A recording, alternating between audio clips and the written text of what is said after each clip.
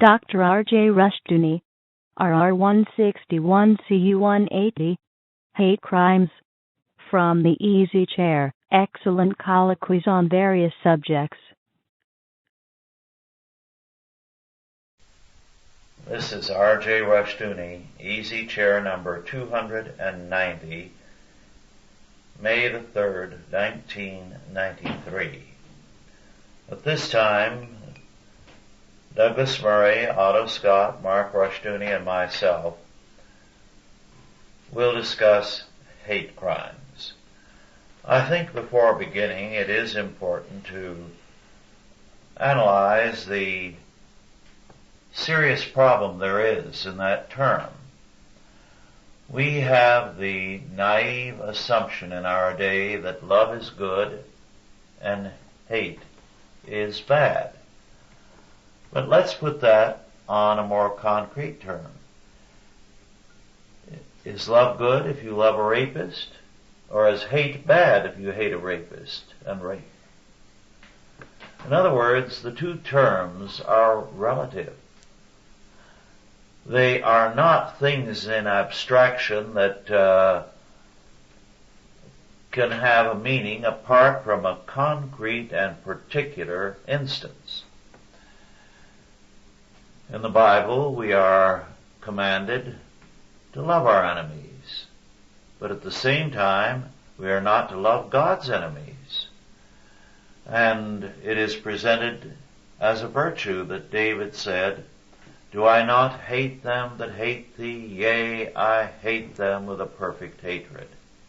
In other words, hate and love are not in and of themselves good or bad. It depends on what it is you love and what it is you hate. So we have a problem here because there is simplistic thinking. What hate crimes represent, or the mentality that is behind them, is essentially not only simplistic, but sentimental. The assumption is that if everybody will love everybody and everything, all will be well with our world. And that's a thoroughly untenable opinion. We live in a world where each thing must be assessed, and there are some things indeed we should love and some things we should hate. So, hate crimes are now the crimes that certain people feel that those they dislike are guilty of. If you do not like what they represent, you're guilty of a hate crime. If they hate you in return, it is a virtue on their part because you are evil. So we've reached a very, very childish level, I believe, when we talk about hate crimes. Douglas? Well, Thackeray said, "Whom we fear more than we love, we are not far from hating." And government is using hate crimes as a tool to create guilt, and it's a divide and conquer methodology. The hate crime thing is fairly recent as far as actually prosecuting people, to my knowledge. But the whole concept of not being able to dislike someone without committing a crime is relatively new. This country was founded on tolerance of divergent views, and we've lost that. Well, yes. Can you force all of us to like each other? I mean, would a reasonable government undertake such a effort? I'm glad you said reasonable. Do you know of one, by the way? No, I don't. No, I don't. But this comes up regarding the homosexuals. when I look at them, I am nauseated by thoughts of what they do with each other. They make my stomach roil. Now, what can the government do about that? How am I supposed to like them? And I suspect that what is involved here is not as innocent as it looks on the surface. I think it comes closer to what Rush was talking about. I think hate crimes, we all suspect that if hate crimes are enacted, and some of them have been in some states, and applied, that some groups will be declared sacred and other groups will be declared guilty on sight. Yes. Under the name of hatred. You can be called homophobic, but Yes. you can't call them Christophobic. Well, what can we have no term for their dislike of straight people. Mm-hmm. They dislike heterosexual sex. Mm-hmm. Or any references to it. They get an expression of disgust on their face. What can we say about that expression? Is it hatred of normal people? Heterophobic. Heterophobic. That's a good one. Well, hate is a part of our nature, part of our fallen nature, that we do hate. When somebody steals, they hate. Their envy is the hatred they feel for anyone who has something that they don't have.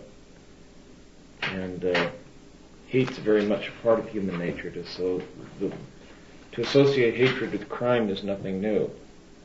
It's a way to create a new category of crime to put someone on the defensive. Because if you tell someone you shouldn't hate, you're saying that they should love, they should like.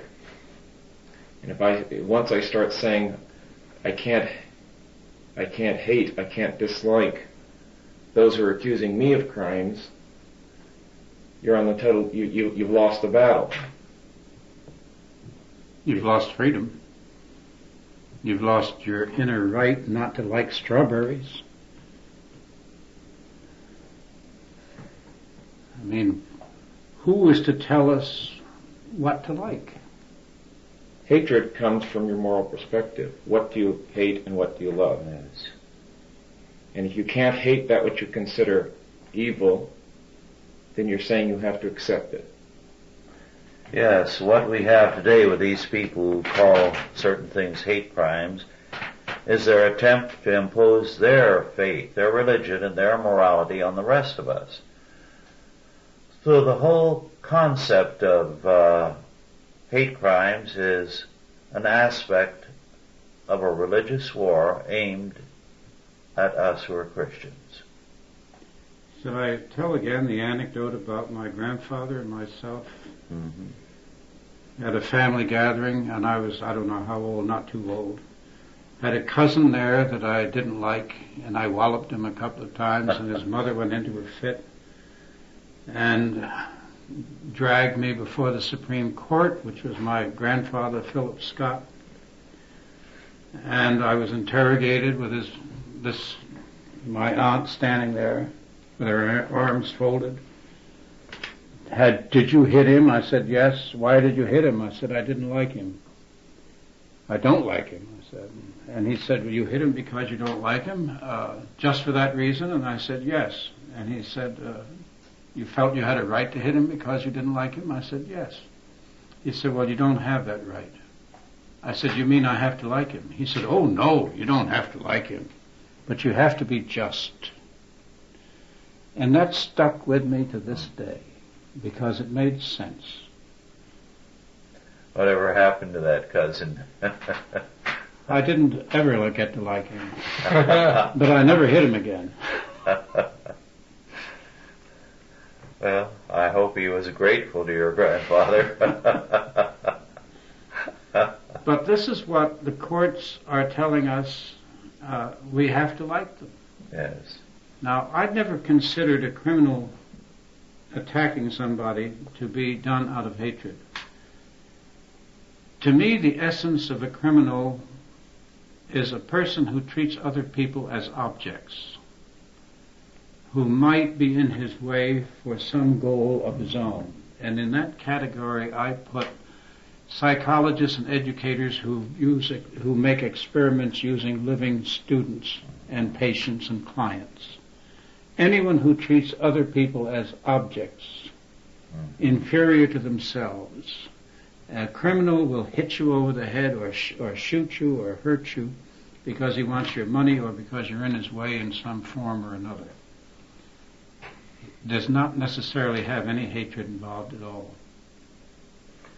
How can the U.S. Supreme Court rationalize as simply an expression, burn the American flag, and then classify painting a swastika on a building as a hate crime?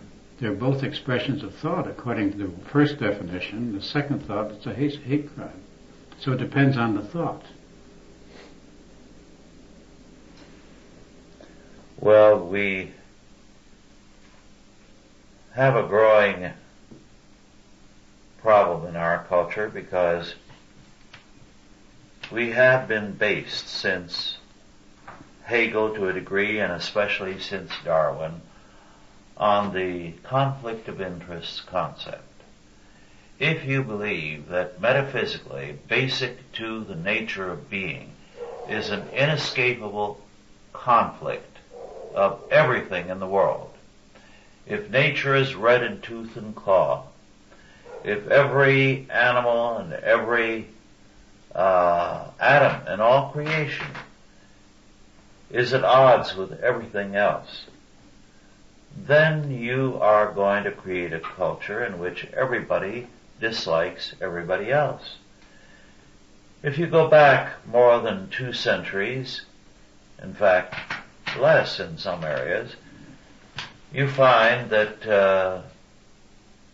there was no great antipathy to people of different races. No. They merged readily into the population of Christendom. The only question was one of faith, and whether they were people from Africa brought by sailing vessels who signed them on, or people from the Far East similarly brought. If they settled in Europe, all was well as long as they became Christian. They disappeared in the general population in due time. And it was because you had basically a harmony of interest society. God created everything. Everything has a glorious purpose in and through Him. Conflict is not metaphysical, it is moral. And therefore it can be resolved. But now we see everything as metaphysically at war with everything else. So we have a cosmos of continual conflict of all elements with no possible solution. This is simply a form of ancient Manichaeanism. What astonishes me is the open hatred of liberals to people who do not agree with them. And they express that hatred in abusive language and terms, denigrative terms, insulting terms. They get up and shout when you try to give a lecture. They interfere with you. You see this to a lesser extent on television and radio, because television and radio screens the people who appear, and they try to get only other liberals who agree with them when they invite people on. Mm-hmm. But this venom is absolutely new. When we were younger, we remember great arguments with our friends. With our friends, and with our good friends, and in the family. I mean, Thanksgiving and Christmas was a time of shouts and table poundings. There was all kinds of raging going on over the political situation and this and that. But it didn't interfere with our affection for one another or our respect for one another. That affection and that respect is gone. Yes. And now we're being told it's going to be replaced by a mandated love. You either love or we'll beat your brains in. Well, I don't like to mention names, but I think there's a conspicuous example of someone who will not allow anyone else to express themselves. Michael Kinsley, who at the same time that he refuses to give others the right to speak and is consistently impolite, all the same insists that those who talk about PC, political correctness, are exaggerating. They're using anecdotes that are suspect. In other words, he denies that there is any reality to political correctness. So, here you have someone who is well known, and some people are irritated by it, others are amused by his arrogant insistence that he alone has the right to speak. Well, I'm pleased with the fact that the Liberals keep him on. He's the worst possible spokesman for their side that they could possibly select. He loses arguments almost all the time and is totally unaware of it. Yes. He went to very good schools, by the way, which is a commentary on our private schools. The great favorite of Buckley's, who seems to always pick some favorite idiot so that he can be superior to them. But he's a good specimen of what I was talking about. He absolutely hates anyone who disagrees. We have today highly respected men, whether they be Christians or non-Christians, scientists or non-scientists, who when they appear at our major universities are shouted down, and the people who do it accuse them of being hate mongers. Intolerance. Yes. Shut you up in the name of tolerance.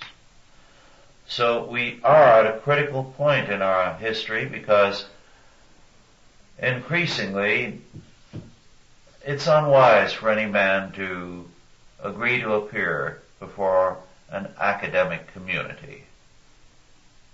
You can appear safely if it's a group within the community, but not if it's the general assembly. What is happening now, Otto, is that if there's going to be a meeting in a small classroom, it may be only of a group of scholars within that department.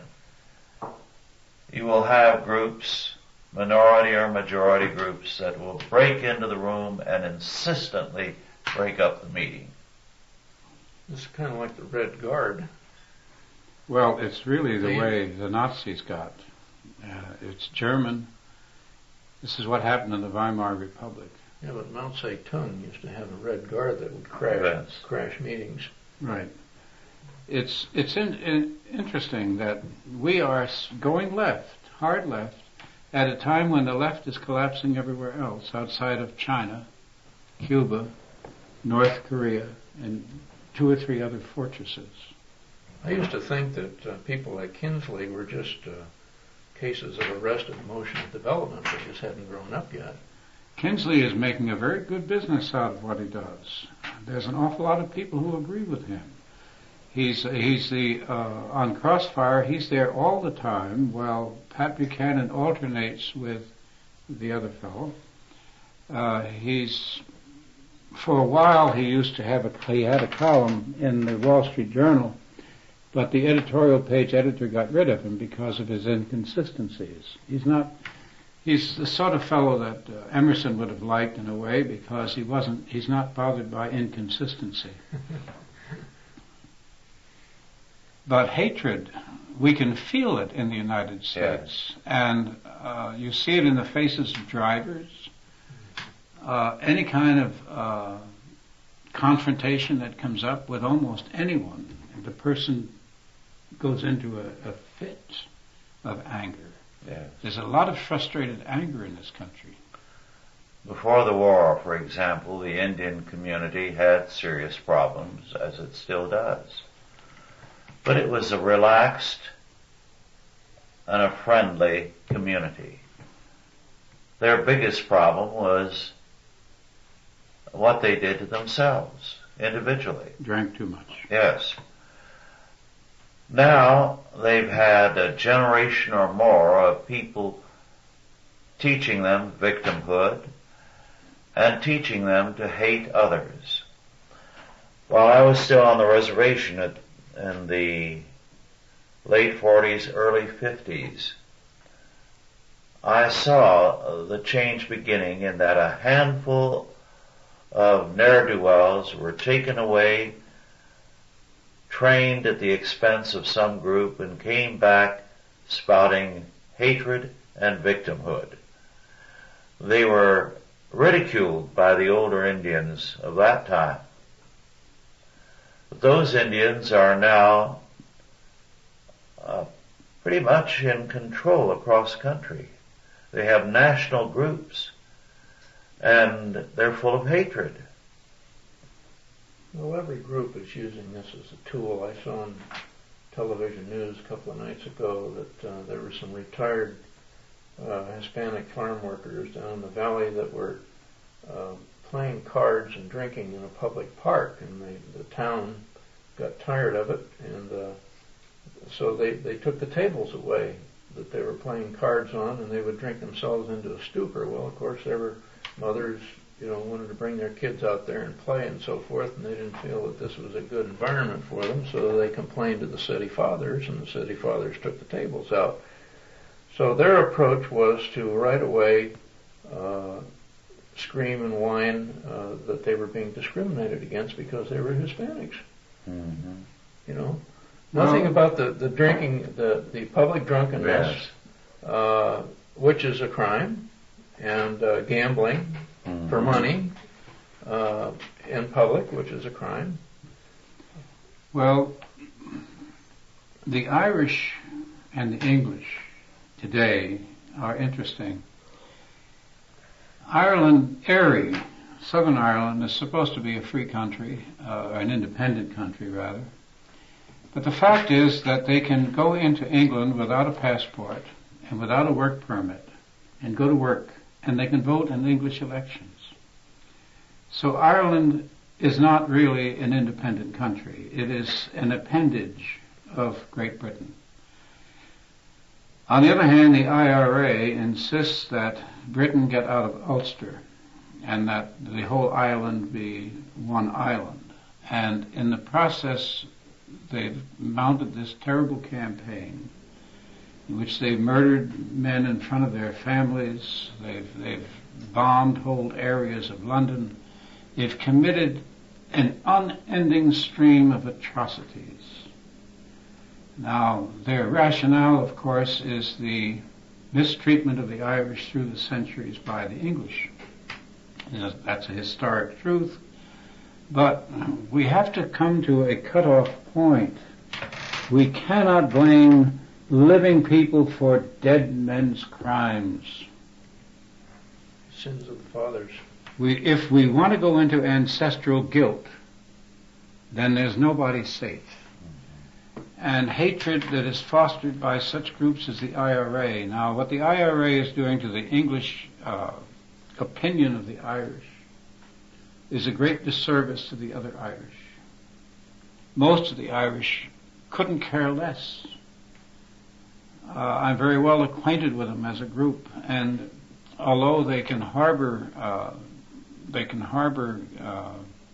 grudges longer than a Sicilian, they don't make a profession of it. I mean, there has to be more to life than that. The same thing could be said in spades, with no pun intended, regarding the black minority in the United States. The black minority has not experienced slavery. That happened a long time ago. It happened over 100 years ago. Their fathers had a harder time than they having an easier time than their fathers. If we listen to Tom Sowell and others, The fact is that when we had black neighborhoods, the black people were a lot happier than they are as a result of desegregation and slum clearances and so forth and so on. We've broken up the black community, and we've left its poorest people in a swamp by themselves. Look at the hatred that's coming out. Now, if we don't, as a country, do something about cooling that, everyone says this, why, we're going to go the way of India. But instead of cooling it, the courts have decided to codify it and to accept it as a valid situation. Yes. Our courts have been very, very much guilty of creating conflict in this country with many of their decisions. And there's no sign on their part of turning around on that. I'm glad that Thomas, our black court justice, is showing signs of being the best judge for at least a generation. He has common sense. Yes. Rooted in experience. Yes. And even when he has agreed with the majority, he's written his own decisions in order to indicate that he differs as the ground of his decision from the others. Well, most, I think, responsible black leaders realize that this victimization, self-victimization, that is thrust on them by some of their outspoken leaders, it keeps them in the swamp. They're never going to get out. They're never going to break the cycle. It has put them in the swamp. I can remember when blacks were very different from what people see nowadays, where they were God-fearing people, hard-working, conscientious people, not given to the kind of behavior that has become commonplace in our time. Well, it must be damaging to the spirit of black people who are trying very hard to lift themselves to see night after night on television, just pounded into the public consciousness, black people being arrested for drug crimes, face down in the street, bloody. It's got to bend their soul after a while. Well, of course, all these police shows are very bad. I don't think even the Soviets had soap operas glorifying the KGB. And with all due regard to the police, I think they're overplayed. Their role is overplayed, and also the tactics that they're exhibited as using are very dangerous and not good. What about the children? I don't know, a Christian school, of course, is different than a public school. I know that when my daughter was in school in San Diego, they had black Hispanic girls, or black gangs and Hispanic gangs, both male and female, in which the white students were in the minority and had no court of appeal. If a collision arose, the white girl was always wrong. Now, I don't know how it is in the Christian school, because you don't have disorders, you don't have the same kind of a thing. Yeah. And ours is a rather homogeneous area up here. The problems that I've heard of in Christian schools that go along racial lines usually tend to come from outside the school, family members who are gang members. So, say an inner city Christian school that'll have quite a racial mix will have perhaps very well behaved, children in the school. The problem often comes when daddy or uncle so-and-so was arrested or was shot by the police, and this happens in Christian schools. So the problems are there, but when you're coming from a Christian perspective and you can have a small society in school structured more or less on Christian ethics, you get rid of a lot of those problems. So it really doesn't exist in the Christian circle. No. Otto, you were with me when we both spoke in Washington, D.C. about 2 years ago. And I was reminded of it when you spoke about charges of ancestral guilt. Mm-hmm. Do you recall the young black man who got up and demanded reparations by whites to the blacks? Mm-hmm. I got up and answered him when I spoke, because I came after him and you were before him. And I knew that young man. I had first met him at Raleigh, about 20 years before. I believe he was in his first year of graduate studies. Very well-read, spoke excellent English, but it was black English he was speaking there. He sounded semi-literate only, and he went on and on about reparations to the blacks by the whites of America as justice. And I pointed out to him, and I think I could have spoken for millions upon millions, tens and 20s and 30s, maybe 100 million or 200 million of Americans. At first, I had nothing to do with it. My parents were immigrants, and they had suffered more than any of his people had.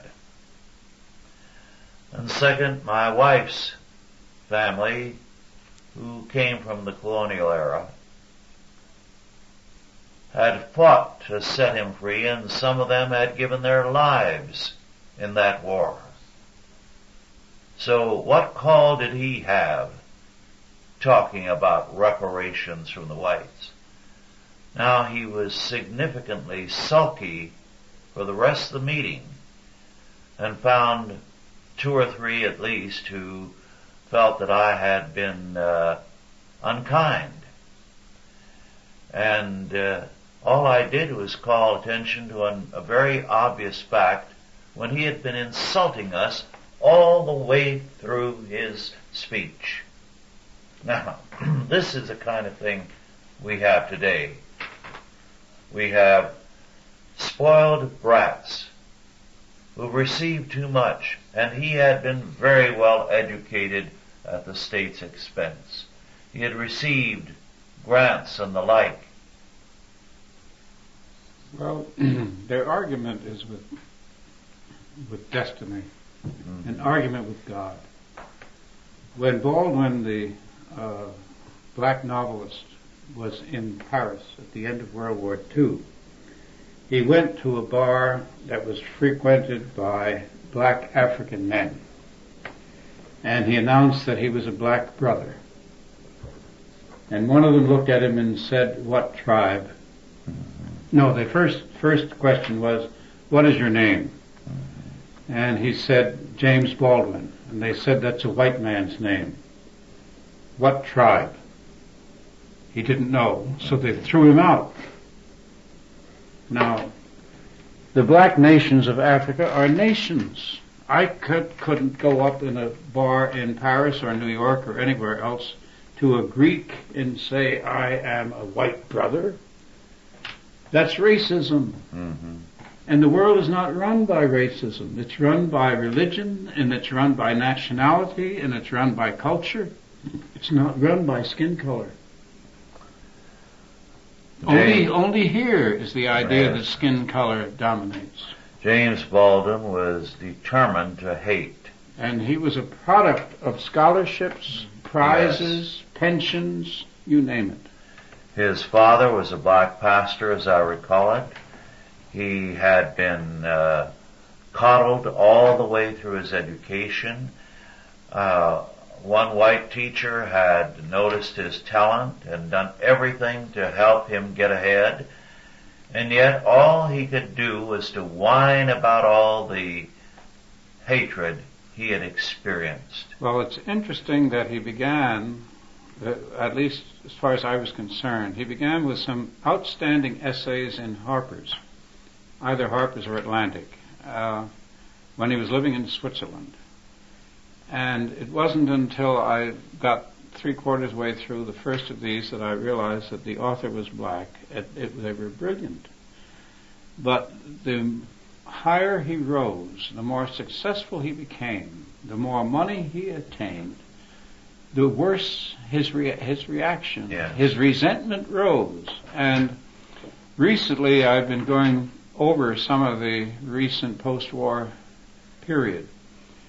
Every step that was undertaken under Lyndon Johnson, especially to expand the influence and the prestige and position of the black race in the United States, was greeted with increased violence, increased hatred, increased resentment, louder indignation. And of course, this gives you an implicit lesson. If you're dealing with a man who gets worse, the better you treat him. What do you suppose will happen at the end of the road? Yes. Well, Baldwin was perverse, not only in his sexuality, but in all his attitudes. The better off he became, as you said, the better he was treated, the more he was determined to find fault with those who helped him. He did not want to be grateful to anyone. Well, of course, at the root of that kind of hatred is envy. Yes. I went into this business of gratitude. You and I discussed it once, where I had a man whom I did some conspicuous favors to, and who became a bitter enemy. And I spoke to an older man at that. I'm running out of older men, by the way. And I missed them. I went to an older man and to ask him why. How could this fellow behave that way when I had done these things for him? He said, well, the very fact that you could do them for him humiliated him. Every time he looks at you, he thinks of the fact that you were the guy that was able to do that for him. It reminds him of the situation he was in that you pulled him out of, and it reminds him of the fact that you were able to pull him out of it, and he hates you for that. It's almost oriental, you know. There's some cultures where if you give somebody a gift, you immediately create a debt on their part, and they resent that. Yeah, they don't want that. That's right. Well, there are people who don't want favors. They resent favors. It implies, that you're in a position to do them favors. But we're talking about hatred, and there's an enormous amount of hatred in the United States, at least from my vantage, at a time when there's more effort to get along than on an official level than I ever recall. We didn't worry about it when I was a boy. We didn't care if the other guy liked us or not. The hell with him. Well, Thomas Sowell has called attention to the evil done to avoid prejudice and hatred and so on. We have leaned over backwards to help those who are not competent to get into slots where they have no business being. And he feels one of the greatest evils has been helping minority groups get into and stay in medical schools when they don't meet the qualifications. What a crime against the people. And Sowell rightly feels, as himself black, that it's a crime against the blacks. It's saying you are not capable, therefore we're going to let you in even though you are inferior. There's a horrible condescension there that is devastating. Well, the idea that a black child couldn't learn unless he sat next to a white child is inherently denigrative. Yes. Sowell, by the way, is the one who said that the American government will always provide programs to help the blacks as long as they provide jobs for white liberals. Well, it is interesting. Some of the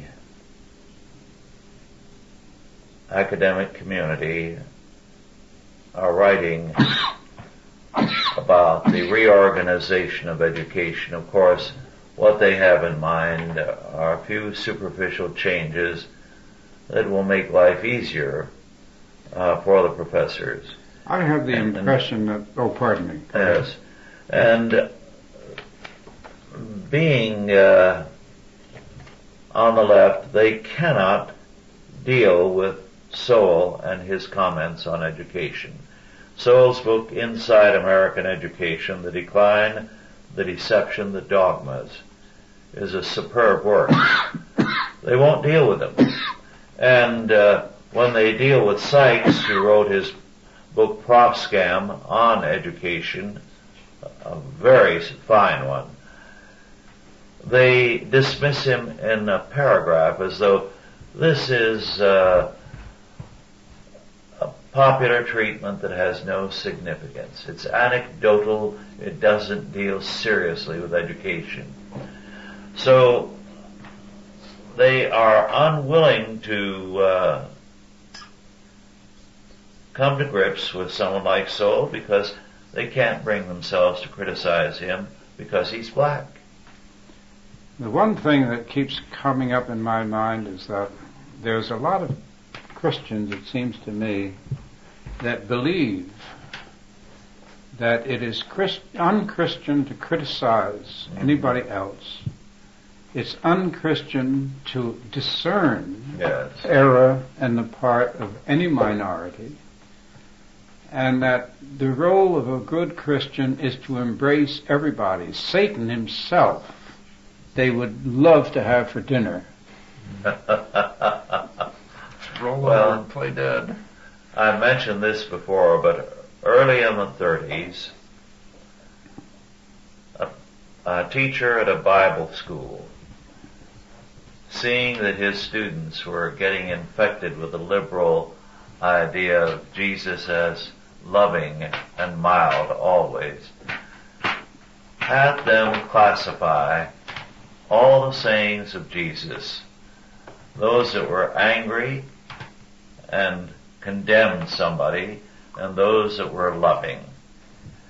And with all the students, it came out about the same. 2 out of 3 were condemnations. So that the typical picture of Jesus is a false one. Well, you can imagine the impression that Jesus made in the world didn't come from Uncle Joe. No.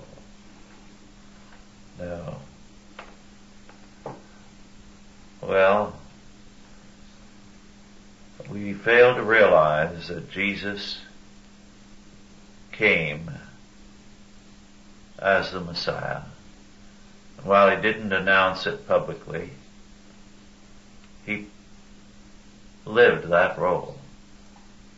Therefore, as king, he was passing judgment on the generation of his time, on the religious leaders of his time. At one point he said he'd come not to be a judge, but he meant in terms of a civil court. But he was the great judge before whom all men will stand, and his remarks passed judgment primarily on those in the religious sphere. We need to have a statute of limitations on hate. Well, we need to define it. I mean, it started off with Rush saying that there are things we should hate. And that observation is something that seems to have become blurred. If you differ in the United States, it's considered hostility. And if you differ loudly, it's considered hate. Yeah, but the word hate imputes hostility. Yes. I mean, one of the definitions hate is an emotion of intense aversion. I mean, we all have an intense aversion to sin. Yes. Yes, we should hate the sins that are so commonplace and are taken for granted as though they were nothing to be worried about. When I was a boy, the only thing that could really create aversion in other boys was cowardice. We absolutely despised a kid who was too cowardly to fight. We wouldn't associate with him. R.A. McMaster, in an excellent article last year, called attention to the fact that the book of Revelation says that the cowards have no place in heaven. That would fit. Yes. And it's a fact that is conveniently forgotten by most people. Well, we saw this appear in the opposition to the Vietnam War. How many of the men who were against the war or were afraid to go? No one ever took a tally. No one ever took a tally, but we certainly heard an awful lot of noble sentiments in favor of the poor people in Vietnam. But when the poor people in Vietnam were overrun by communists and put into concentration camps and up against the wall for execution, we didn't hear any of that compassion from some of those loud voices. And I don't know how many that are now calling for us to go to war in Bosnia expect to go. Mm-hmm. I'm sure President Clinton does not expect to go. He's going to sit safely in the White House. Well, tonight's news indicates perhaps there will be peace there, but how real that is, I don't know. We're broke. Yes. We're cutting back our military, and we're going to engage in military adventures. This is one of the most paradoxical administrations I've ever seen. Yes. Of course, Bush's rationale for paying for the Persian Gulf War was just, well, the stuff we use, we just won't replace. Is that right? So it was a one shot only. So that means we haven't got it to use again. It's gone. We have an administration, we have a governing class that I haven't, the only historical parallel I can think of is the Ancien regime in France before the revolution. We're in the hands of educated idiots. They talk about hatred and they're creating more of it every day. One way all this talk of hatred is consistent, if religion is insignificant and if religion is said to be a creation of man, and everything boils to center around man, if you oppose anything, then it has to boil down to you're opposed to a person. Because your morals don't really represent anything. They only represent your feelings towards other people. Not grounded on any standard. No standard's valid, but your attitude towards others is what you're really revealing. My personal feeling is, ever since my grandfather straightened me out, was that what I think of other people is none of their business. As long as I treat people properly and justly. I had a very efficient engineering writer on the magazine who did his job very, very well. I gave him 2 promotions and 2 increases of salary. He never knew that I couldn't stand him.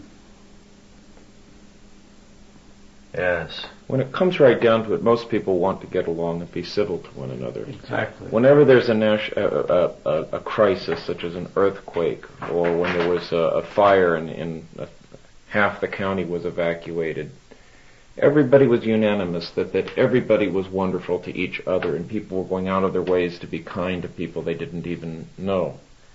What masquerades as hate in racism today is often just suspicion and fear. How many people want to walk up to a minority in a strange city and ask for directions? I wouldn't dream of it. You're afraid of what's going to happen. That's not the same as being a racist. And I think part of the reason why black comedians, not the vulgar kind, but the ones who are really funny, white people enjoy laughing at them. That's why the black shows on television, not all our audience is black. White people would like to believe that they can get pleasure out of black people in a normal setting. Laughing with them. Laughing with them. Yeah, we have similar experiences. And I think that was one of the attractions of, for instance, Cosby.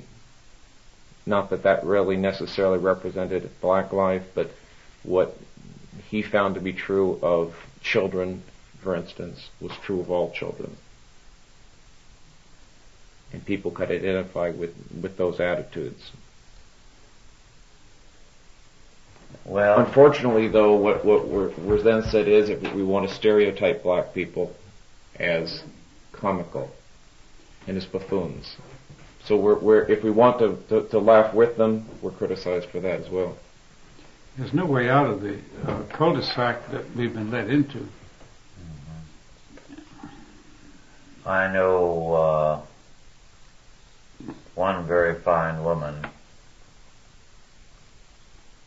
who, until recent years, had lived with, worked with blacks and had many friends among them, who can no longer have any association and feels it isn't worth the trouble because it leads to too many problems. She regrets it because all her life she's been at ease among them. But we've created a climate of hatred. We have become almost obsessive in psychoanalyzing any kind of black-white relationship, and it isn't worthwhile to some people to try to do anything. There are too many problems attached to such relationships. This country is obsessive about almost everything. I mean, in the view of other people in the world, they think we're all nuts. You know, the Japanese can't understand why we're mad at them for being successful. You know, they don't understand why we have this difficulty with race relations when color doesn't exist in many European countries. I mean, in France, you know, interracial marriage and so forth is considered not a problem. No, blacks have always been popular with the French. Well, I don't see any solution to this problem as to others apart from a return to a sound biblical faith. We today are allowing humanists to define people, to define hate, to define love, to define mankind. And the result is everything is warped and out of joint. But with a biblical perspective, we can overcome this problem. And I don't see any other solution because in the world outside of Christendom, there have always been problems. Only Christianity has created a culture where people do not have to be of the same tribe to live together, where they can live harmoniously because they are religiously motivated. Well, our time is just about up. Would any of you like to add a few words before we conclude? Well, I'd just like to say that when people have tried everything else and it's failed, maybe they should give Christianity a chance. They'd better if they want to live. And I think really in the United States we ought to drop the whole word race. It should be neither in your favor or against you. Yes. Exactly. Well, our time is just about up. Thank you all for listening, and God bless you. Authorized by the Chalcedon Foundation. Archived by the Mount Olive Tape Library. Digitized by ChristRules.com.